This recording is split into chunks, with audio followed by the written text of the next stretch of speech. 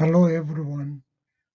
Today I will continue my discussion of Sino-Latin American relations.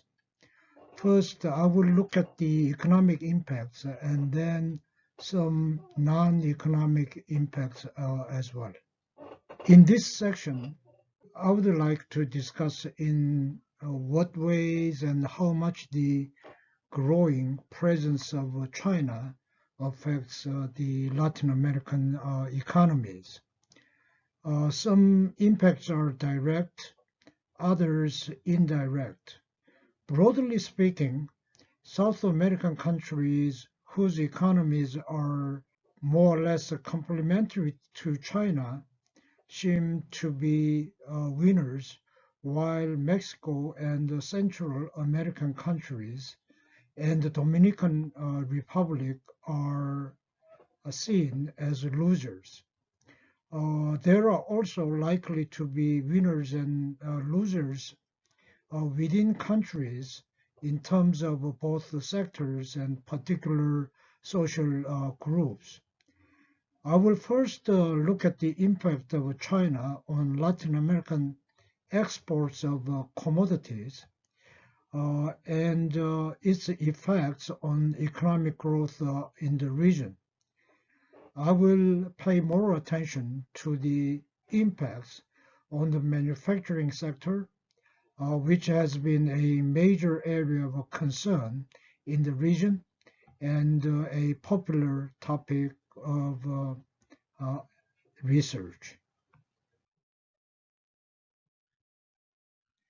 As I discussed in the last lecture, commodity exports from Latin America to China grew rapidly from the end of the 1990s, and China became the most important export market for several countries in the region. However, dependence on the Chinese market was not as high in Latin America as in sub-Saharan Africa, which we are going to see next week. Even in Chile, where China accounted for the largest share of exports, only around a quarter of the country's total exports went to China. This suggests that the direct effect of exports to China was not as visible as in sub-Saharan Africa, but the Latin America and the Caribbean was also affected indirectly by the growth of Chinese demand and its effect on commodity prices and the terms of trade. As a result, there were significant gains for some commodity exporters, but also worries about the possibility of catching the so-called Dutch disease, or reprimarization of exports and economic disaster due to price volatility. Why does China need and import so much commodity? The most obvious and direct reason is China's rapid economic growth. But there are at least two other reasons. First is the extensive growth strategy China had adopted. For the sake of quick, rapid results, China increased the inputs so that the economy could grow even without improvement in the factory productivity. This was the same strategy earlier East Asian developers had adopted for a while before they turned to more technological improvements. The second factor is what may be called the economic balkanization of Chinese economy, with the financial and economic authority devolved to a substantial degree to subnational governments. The subnational governments, the provincial and the local governments paid more attention to economic performance in their own jurisdiction. In fact, they were competing against each other and were very reluctant to share the locally produced resources for other resource-poor governments. Therefore, the resource-poor regions had to import these resources from other countries. The countries in the region which rely most heavily on the Chinese market are Chile, Cuba, Peru, and Brazil.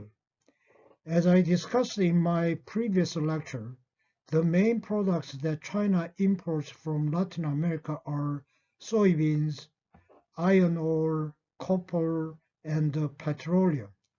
Only a small share of Latin American petroleum exports go to China, so the direct effects on the oil industry in the region are not significant.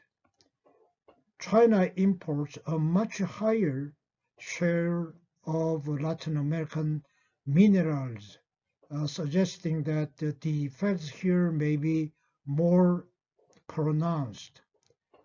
The main exporters are Chile and Peru for copper and Brazil for iron ore.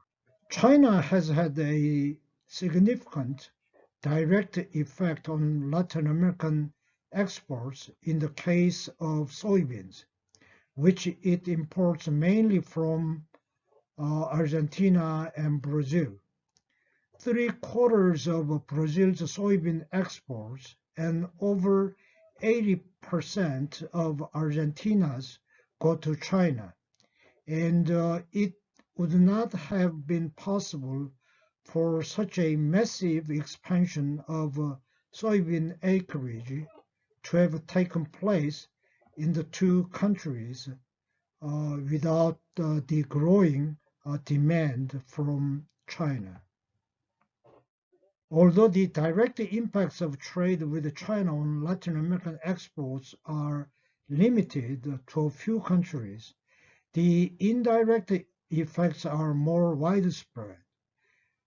These vary according to the type of product in which different countries specialize. One indicator of the indirect effects is the change in the terms of trade. Between 2002 and 2011, fewer exporting countries such as Bolivia, Colombia, Ecuador, and Venezuela saw a significant improvement in their terms of trade, as did mineral exporters like Chile and Peru. Argentina and Brazil, which export a range of products including fuels, minerals, agricultural products, and some manufacturers, also saw their terms of trade improve. A second group of countries made up of mainly agricultural exporters saw little change in terms of trade over the period. The only countries which experienced a significant fall in their terms of trade were those that specialize in exports of manufacturers, such as Costa Rica, the Dominican Republic, and El Salvador. Clearly, there is a geographical pattern, with the South American economies seeing an improvement in their terms of trade, while Central American and the Caribbean countries experienced little change or deterioration in their terms of trade. One concern about the commodity boom is the possibility that increased demand for commodities leads to Dutchy disease. The Latin American country where the real exchange rate appreciated the most between 2002 and 2011 was Brazil. It is often cited as an example of a country that experienced the Dutch disease while benefiting from increased Chinese demand and rising commodity prices. Although other factors contributed to the appreciation of the exchange rate, particularly high capital inflows, increased trade with China is also believed to have been a factor. But having said that, I have to add that commodity booms do not necessarily lead to Dutch disease. Other Latin American countries which benefited from increased exports to China and rising commodity prices did not suffer from such large exchange appreciation as Brazil. A good case in point is Chile. Chile saw virtually the same improvement as Brazil in its terms of trade between 2002 and 2011. But it experienced a much smaller appreciation of its currency over that period. Another concern is the tendency for the terms of trade of primary commodity exporters to deteriorate over time. This is known as the Prebisch-Singer thesis, named after Raoul Prebisch and Hans Singer, two development economists who argued it. From this perspective, the increased reliance on exports of such products to China is not necessarily seen as beneficial as it seems. Although during the commodity boom, the tendency was for the prices of primary products to increase relative to those of manufactured goods. This could be seen as a temporary interruption to the long-term trend, which would eventually reassert itself.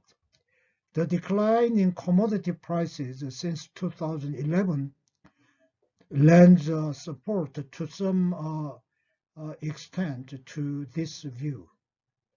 But a more immediate risk is the collapse of commodity prices leading to a serious economic crisis. Commodity prices tend to be very elastic or sensitive to the demand, and the small changes in demand may result in big price changes.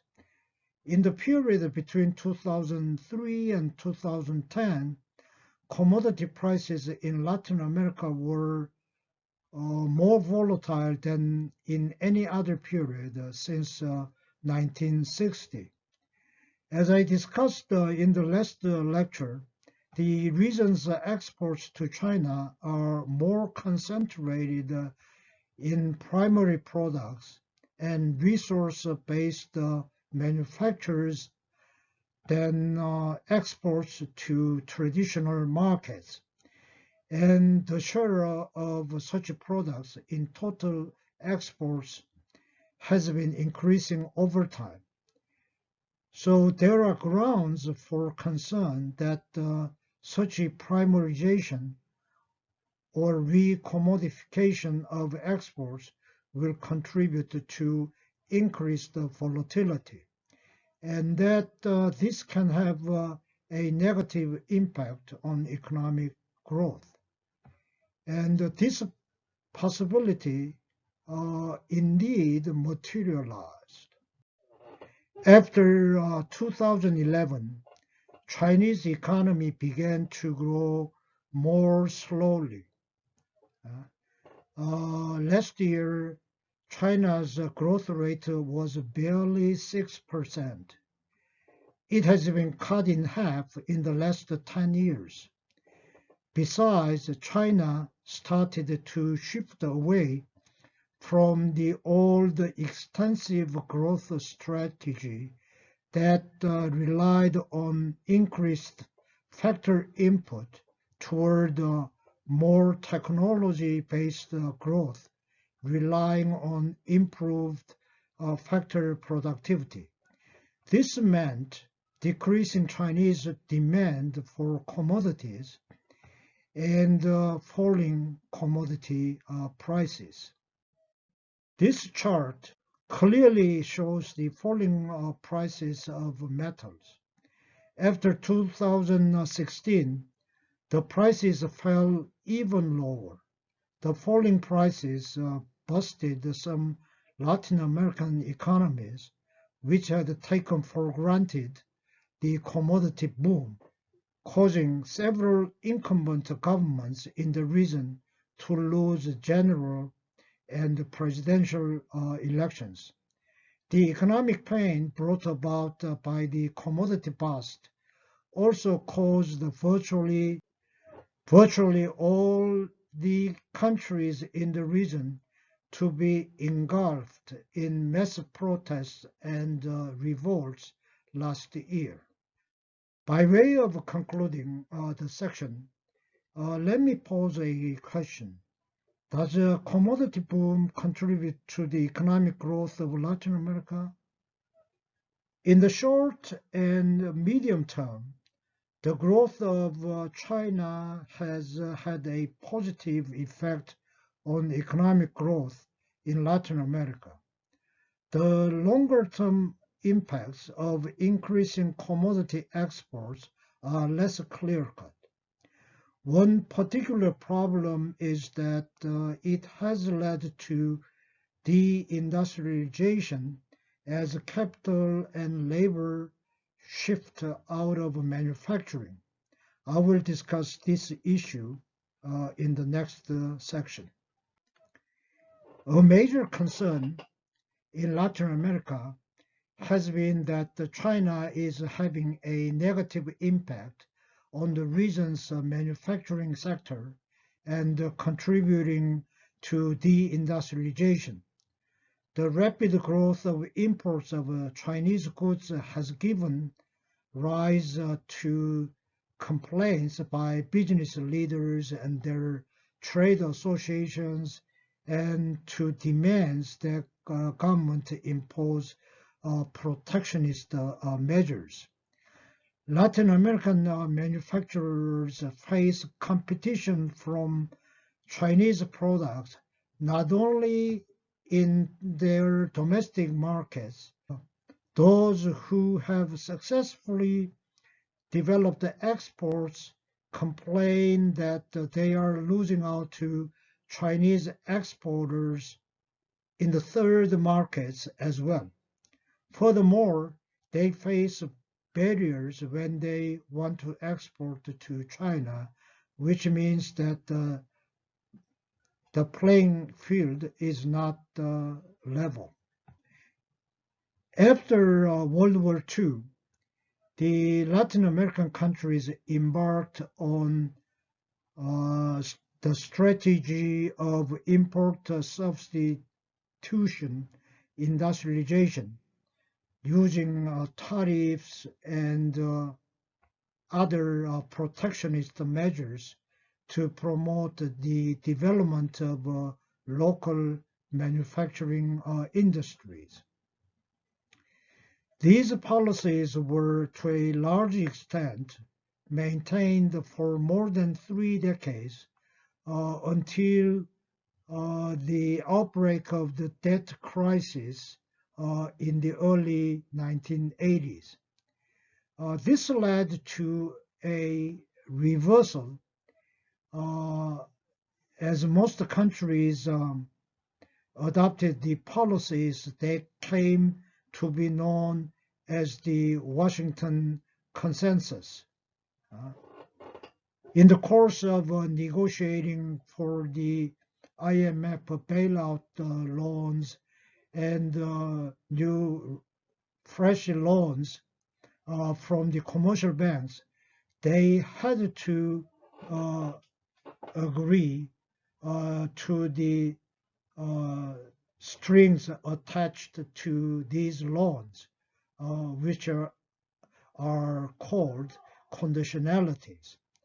The most prominent of these conditionalities was trade liberalization. Tariffs in the region were reduced from an average of almost 60% in 1985 to under 15% a decade later. And many non-tariff barriers were also removed. As a result, the Latin American economies became much more open, and the share of imported goods in the region's market rapidly increased. This contributed to a relative decline of the manufacturing sector in many Latin American countries that has been characterized as premature deindustrialization by some scholars. The share of manufacturing value added in GDP in Latin America fell by more than 10 percentage points between 1980 and 2003. And the share of manufacturing employment also fell, although by a small amount. This was a marked change from the situation that had existed before 1980, when, with the exception of Argentina, the manufacturing sector increased its share of employment in Latin America. This process of deindustrialization in Latin America, triggered by the switch in economic policies in the 1980s, was already well underway by the time China joined the World Trade Organization in 2001. As a member of WTO, China would eventually face the same tariff as other WTO members. As I discussed in my previous lecture, Latin American imports from China grew rapidly, and as a result, the share of Chinese-produced goods in local consumption increased significantly. The latest figures show that imports from China account for 10% or more of the apparent consumption of manufacturers in Colombia, Mexico, Peru, and Uruguay. See the graph on the right side. Only in Brazil, with its more developed and protected industrial sector, and Costa Rica, the share of Chinese products was less than 10%. The average shares shown in the previous slide hide much higher levels of Chinese import penetration in particular industries. As we can see in this table, in Colombia and Peru, Chinese imports accounted for more than half of apparent consumption in leather and footwear, and in office, accounting, and computing machinery. Two types of industries stand out in terms of the share of Chinese goods. Traditional low technology products such as textile, clothing, footwear, and furniture, and high and medium high technology products such as computers, electronic and electrical products, and in the more advanced countries, electrical and non-electrical machinery. These two groups of industries represent rather different situations in terms of the impact of increased imports from China. Since the early 2000s, China's increased market share in low-tech industries has come mainly at the expense of domestic manufacturers, despite the fact that in Latin America, these are often the industries with the highest level of protection. In contrast, high technology sectors tend to be less protected and to have higher overall levels of import penetration. Here, the increased presence of imports from China in recent years has come mainly at the expense of imports from other countries. In Colombia and Peru, which are typical of the majority of the countries in the region, domestic production accounts for a low share of the market for high-tech goods. So there has been very little impact on local high-tech producers. Even in Brazil, where these industries are more developed, and much of the gain made by imports from China has been at the expense of a fall in the share of imports from other countries. The increased share of imports from China in these industries reflects the changing sourcing strategies of the transnational corporations, which have relocated their production, or at least the final stages of production of computers, radios, TVs, and other electrical and electronic products to China. As a result, there is less hostility towards Chinese imports in these sectors, and they are less of a target for anti-dumping measures than the low-tech industries. Therefore, it would be a mistake to assume that all of the growth of imports from China has displaced the domestic production in Latin America.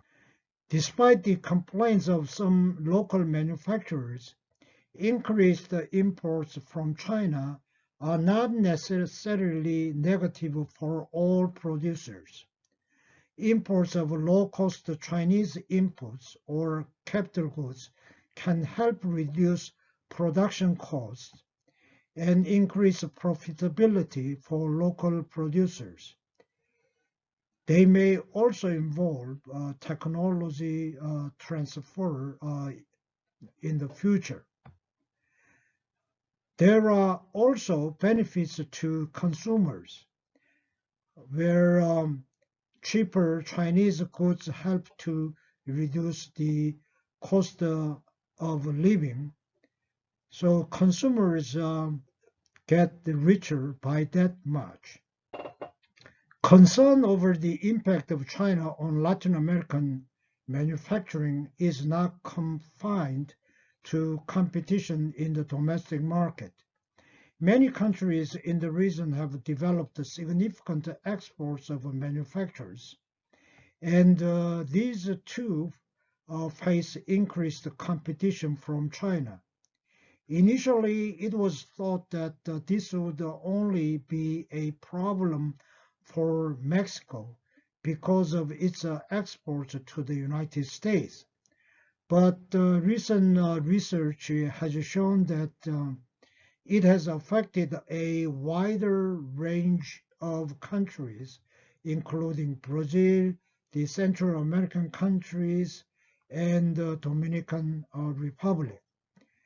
Mexico is the country where the effects of Chinese competition are most acutely felt. Since the signing of the North American Free Trade Agreement with the United States and Canada in 1994, Mexico had become increasingly dependent on the US market and was the second most important source of imports to the United States after Canada. However, many of the products that Mexico exported to the United States competed directly with the Chinese goods. In 2003, China overtook Mexico as the second largest exporter to the United States.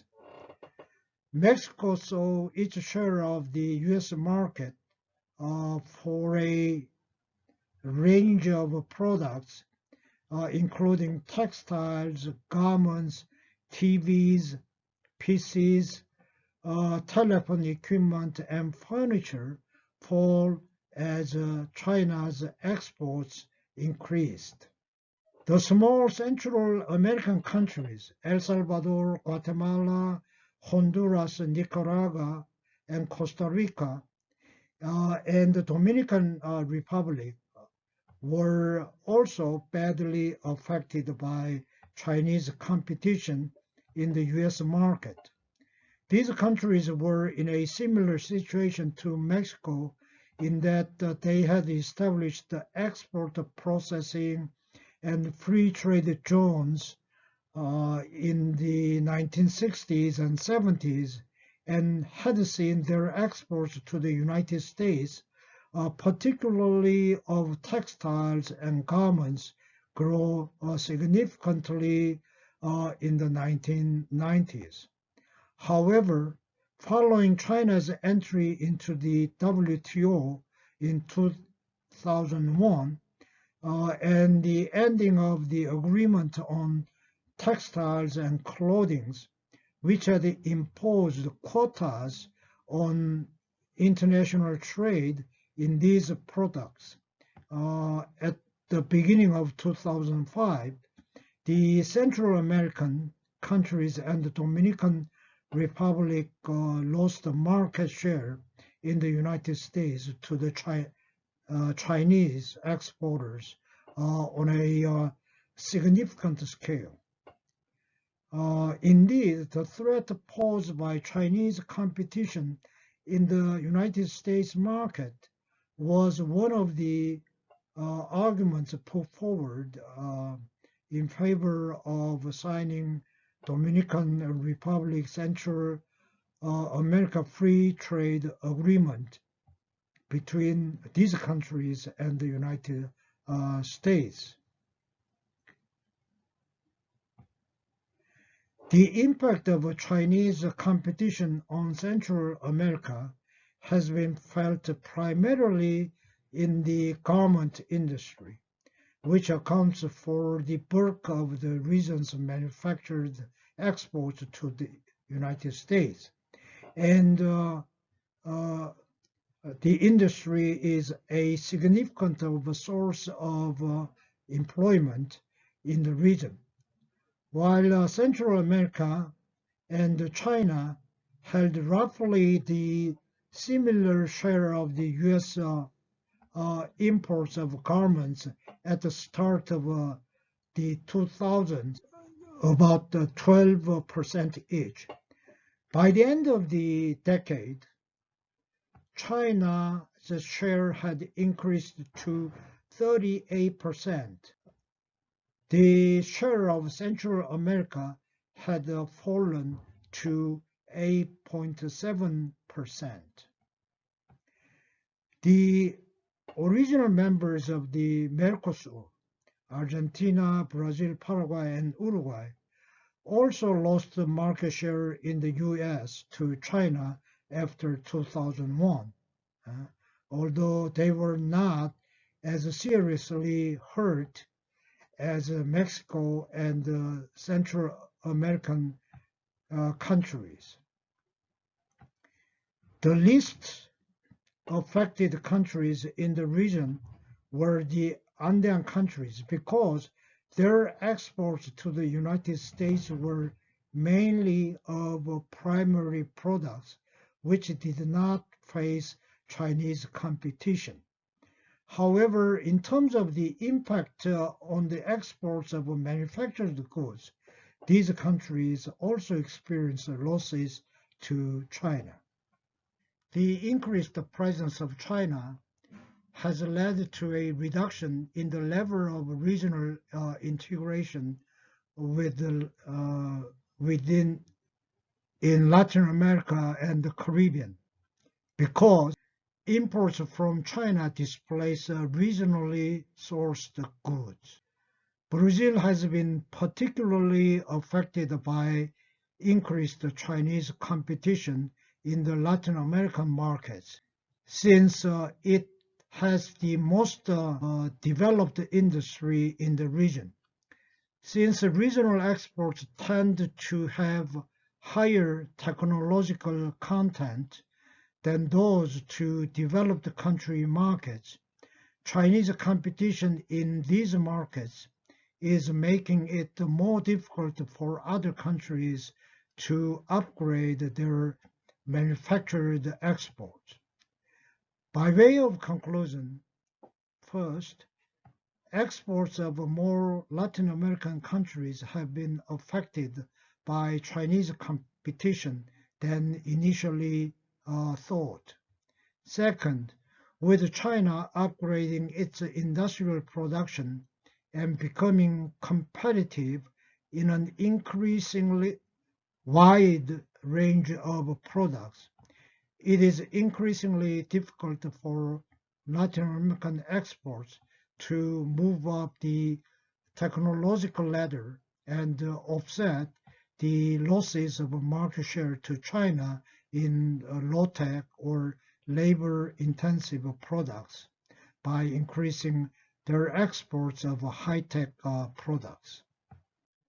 So far, we have seen the economic impact the rise of China has had on the countries of Latin America and the Caribbean.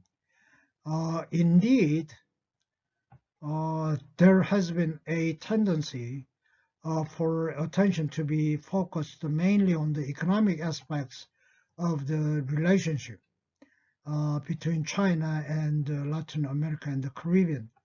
Not much has been written, at least in the economic circles, on the social, political, and environmental consequences of China's growing involvement with the region.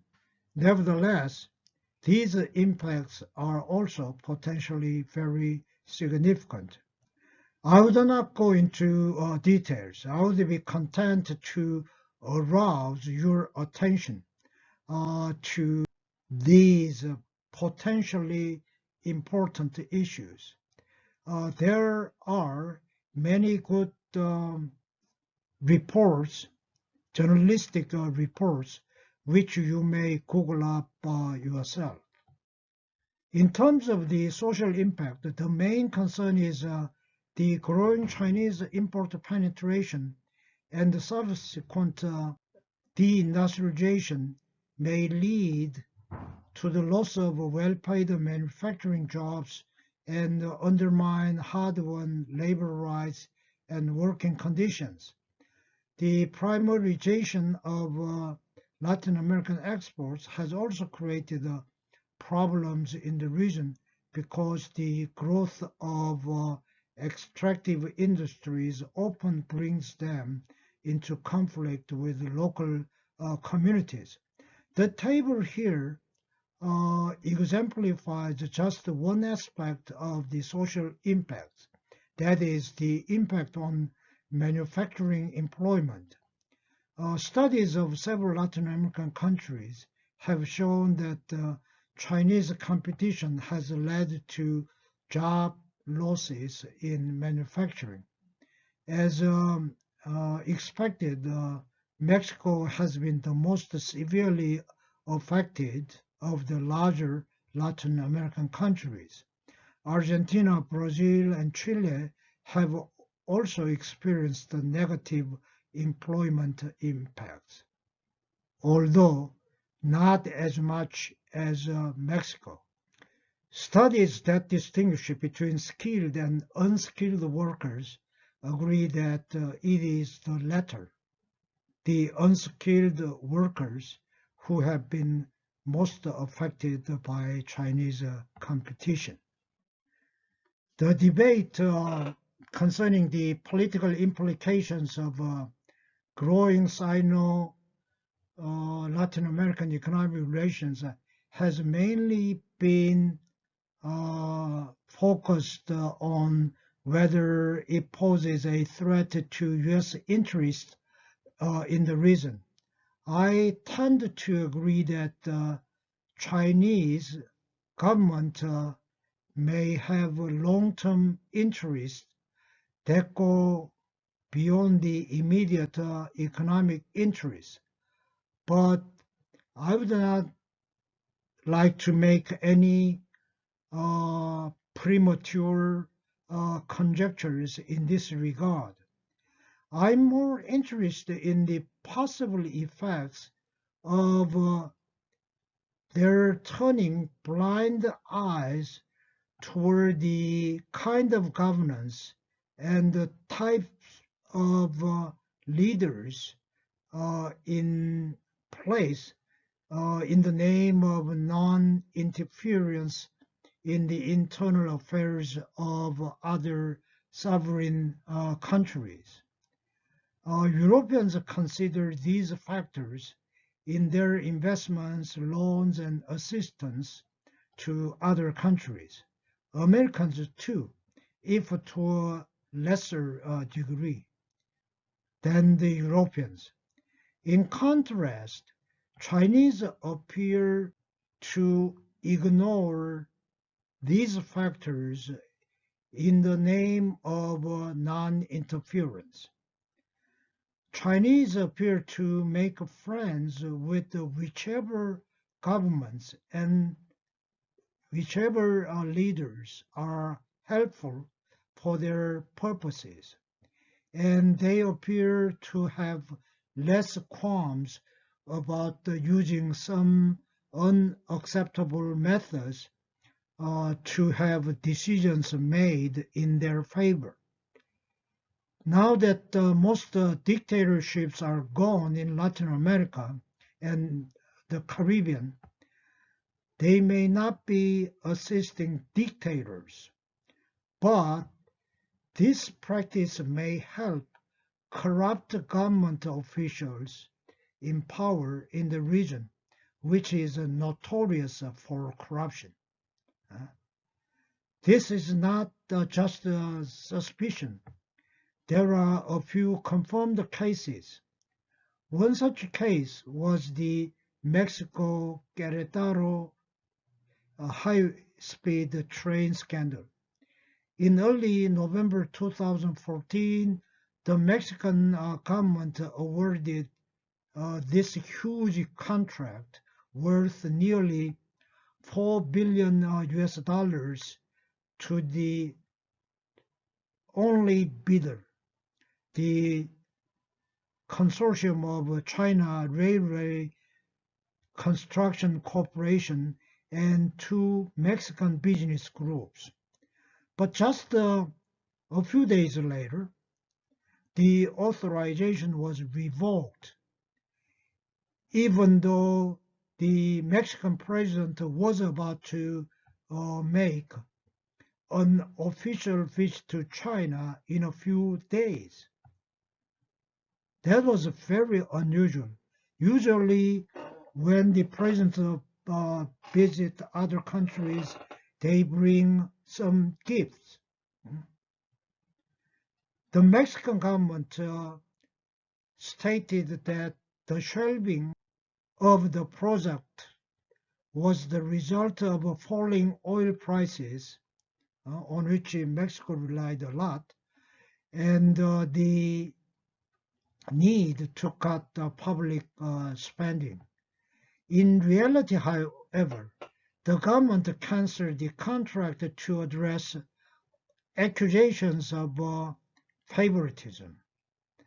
These included the revelation that the President Peña Nieto's wife, Angelica Rivera, received a gift of $7 million house from a member of the consortium. As we shall see, the problem of making friends with bad governments and leaders is much more pronounced in Africa. A third area of concern is the environmental impact of growing economic relations with China.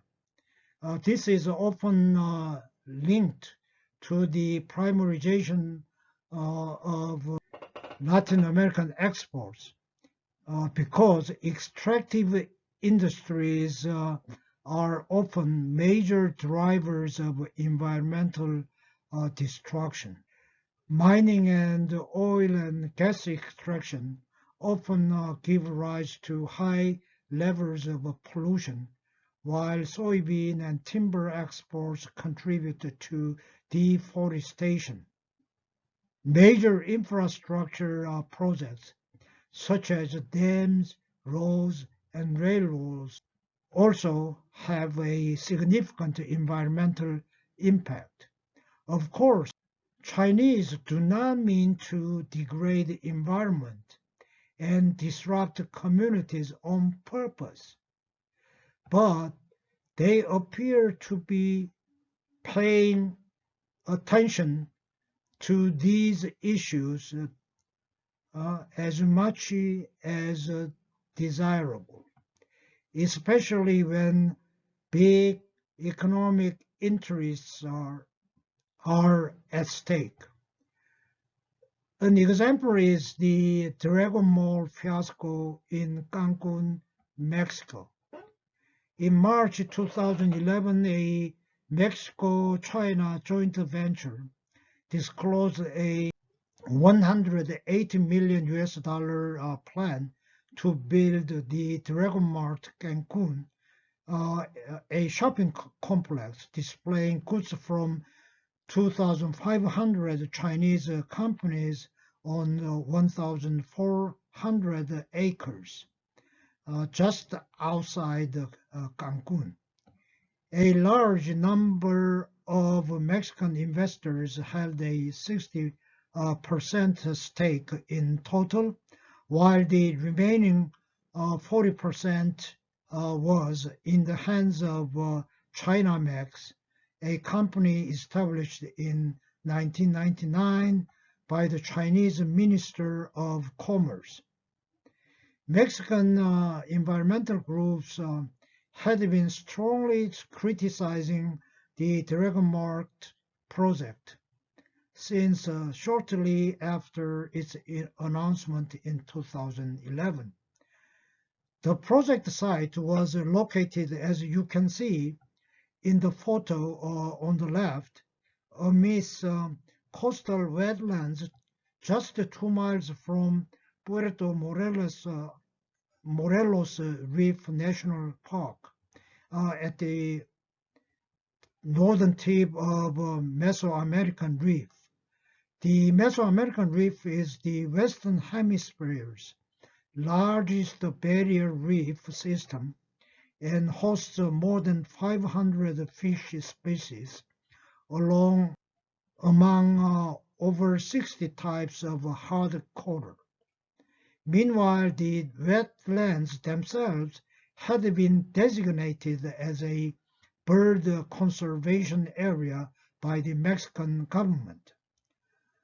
According to the activists, construction and waste discharge from the project could disturb these fragile ecosystems and also pollute a key source of groundwater for the Yucatan Peninsula. But they said that the company had not conducted environmental impact assessments as required by Mexican law and lacked the required authorization from Mexican environmental authorities. In fall 2012, state and federal authorities gave the project required approvals for beginning construction. Local authorities held out and denied the project a building permit in April 2013, but the state and the federal players reversed that decision a few months later, and the construction resumes. Finally, in August and September 2014, Profepa, Mexico's environmental regulatory agency, fined Dragon Mart more than $500,000 for environmental damage resulting from roads constructed without a prior impact study. And in January 2015, Profepa canceled the project and added a further $1.5 million in fines. Although they were suspended indefinitely for financing problems, two other mega projects, Grand Nicaragua Canal proposed by China and Brazil-Peru Railroad, initially proposed by Peru but endorsed by China, were also the object of fierce criticism for their near-certain devastating effects on environment and ecosystem. Okay, that is the end of my lecture on Chinese growing presence in Latin America. Before you go, I have one thing to ask of you. If you look at the syllabus, I was to give one lecture, and then the other session was to be dedicated for film watching. The film I originally planned to show in class was one made by BBC, The Chinese Are Coming, Part 2. But I cannot incorporate it into my lecture video for copyright reasons. If you have access to the video somewhere, please watch it. If you do not, please watch an alternative film, Competing for Influence, China in Latin America, made by Foreign Policy Association this year. I also recommend you watch other videos you find interesting on YouTube. But one final word of caution. Please try to avoid videos uploaded by CGTN or CGTN America, which is a propaganda arm of the Chinese government. If you still decide to watch them, please exercise your caution. Thank you. Bye-bye. I'll see you next time.